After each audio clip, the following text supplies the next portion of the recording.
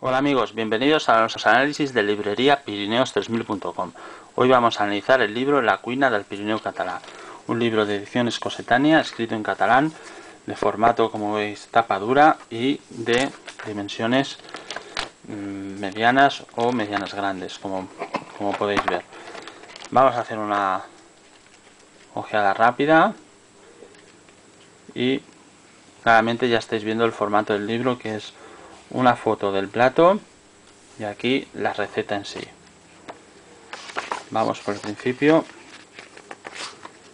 y vamos a ver el índice del libro.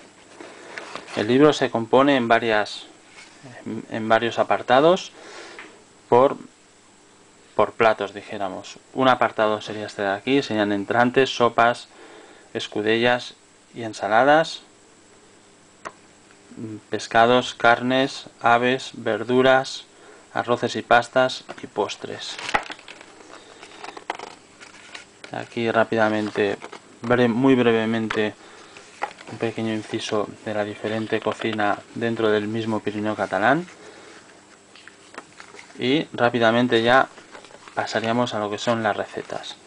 Como veis, siempre tenemos un par de recetas a la izquierda, ingredientes, en este caso para 6 personas, en este caso para 4, y ya la explicación de la elaboración, con si hace falta alguna nota.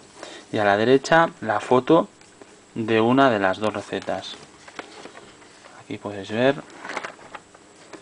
la foto y siempre el mismo formato. Como veis, ingredientes, elaboración y nota si hace falta. Aquí podéis ver. Como veis, es un libro que ya solo con las fotos, la verdad es que dan ganas incluso de comerse hasta el propio libro.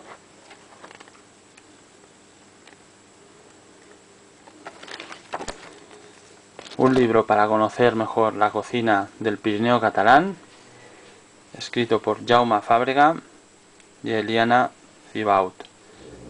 Ediciones Cossetània, analizado por librería Pirineos3000.com. Nos vemos en el próximo análisis.